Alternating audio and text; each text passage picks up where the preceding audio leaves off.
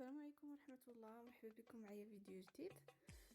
بالنسبه للفيديو ديال اليوم غادي نقدم لكم المعلكه ديال الكركاع، الكماله ديال الفيديو اللي فات. يعني كانت عندي مع كوموند اللي فات خرجتها معاه.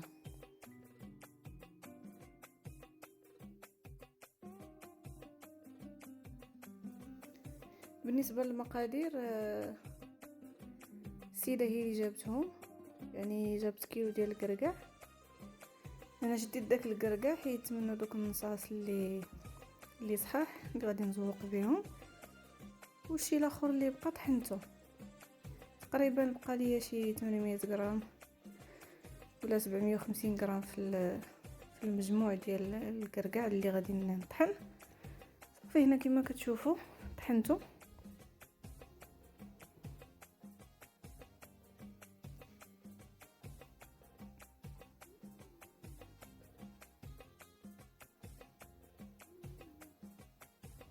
طحنته مزيان وغادي نديرو في القصعه باش نبدا نزيد عليه المكونات الاخرين.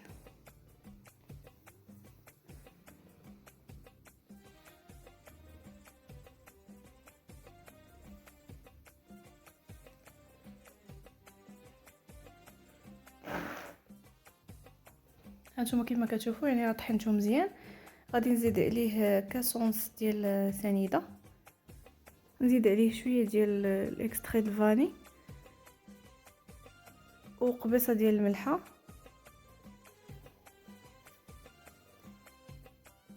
وغادي نزيد عليه انا هنايا درت خماره، ولكن في الاصل ما خصناش نديرو خماره حيت حنا كيلو خدينا منه تقريبا واحد الرابعه، يعني غنديرو خماره ما كاملاش. وزدت واحد 2 معالق ديال الفورص.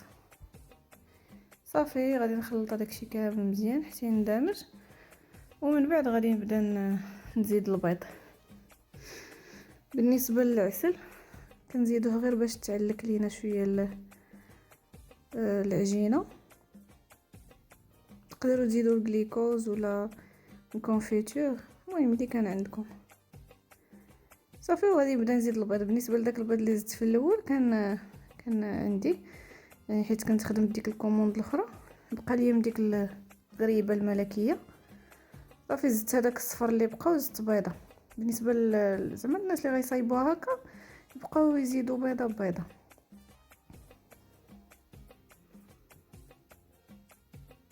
ما غاديش تاخذ لكم بزاف البيض، يعني تاخذ لكم 2 بيضات. صافي كنبقى نعجنها مزيان. هي راه خصها تجي شويه خفيفه، يعني ما تجيش قاصحه.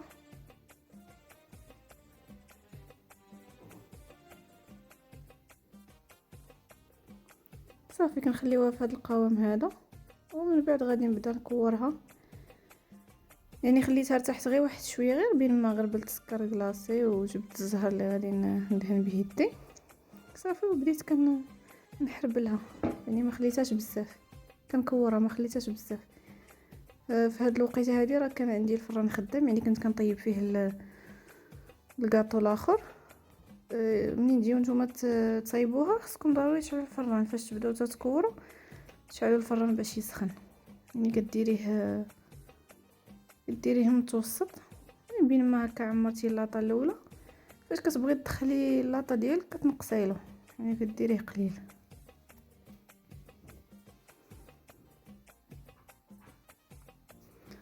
صافي غادي نكورها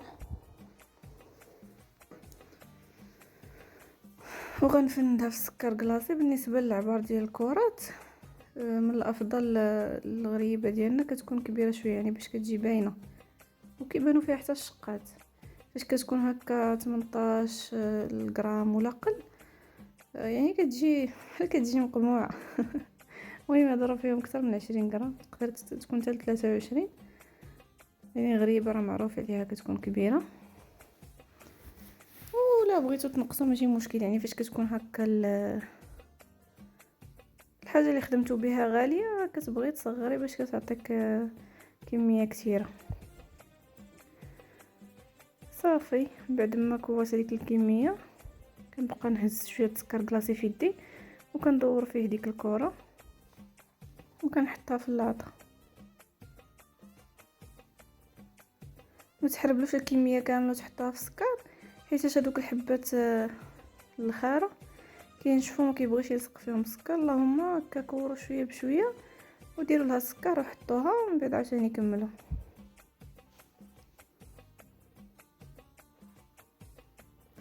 صافي دابا غناخذ دوك النصاص ديال الكركاع وغنبدا نحطهم هكا فوق كل حبه وغنبرك غير شويه، واخا يطيح من السكر ماشي مشكل يعني راه عادي.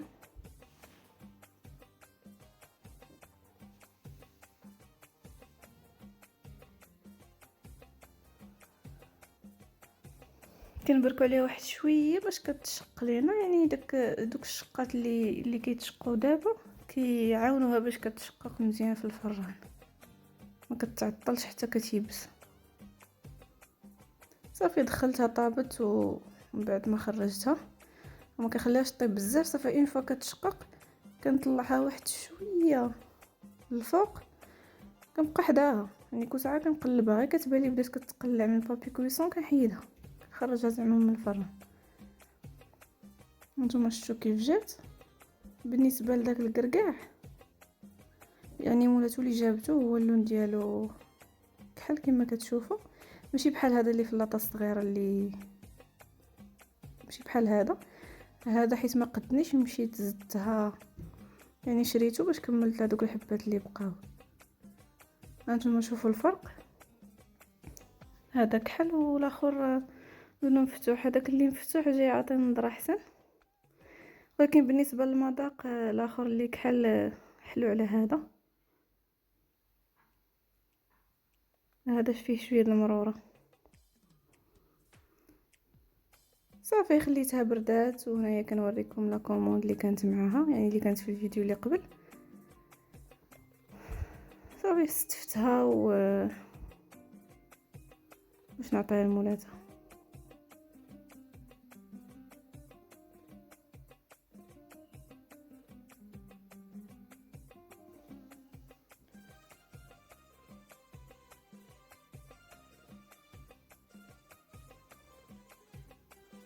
باش نبغي نستفها هي غادي نفرق ما بين كل طبقه وطبقه بشي بلاستيك ولا بشي اي حاجه. عندي واحد بابي هنايا فرقت به هذاك ورق زبده، درت ما بين كل طبقه وطبقه ورقه.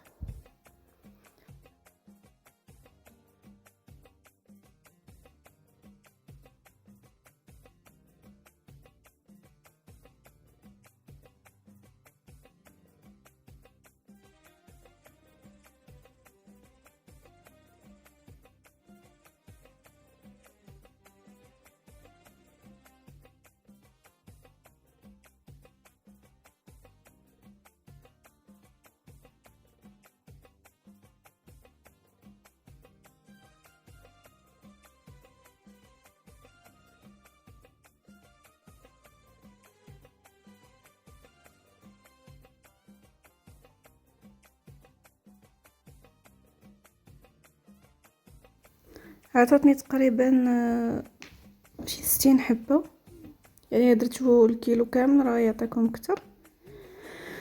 اكثر من 70. يعني راه كتخرج كميات تبارك الله.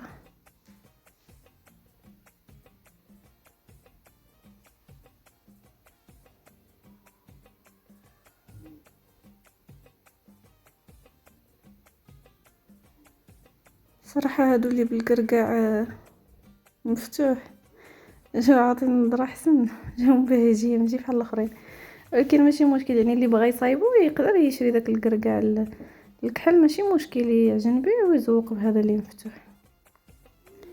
صافي كما كتشوفوا معايا هذا هو الشكل النهائي ديالها. كتجي زوينه بزاف لا في الشكل ولا في المذاق، كتجي معلكه. وكنتمنى تعجبكم وما تنساونيش بلي لايك ديالكم الى عجبكم الفيديو بطبيعه الحال. وشكرا بزاف على حسن المتابعه.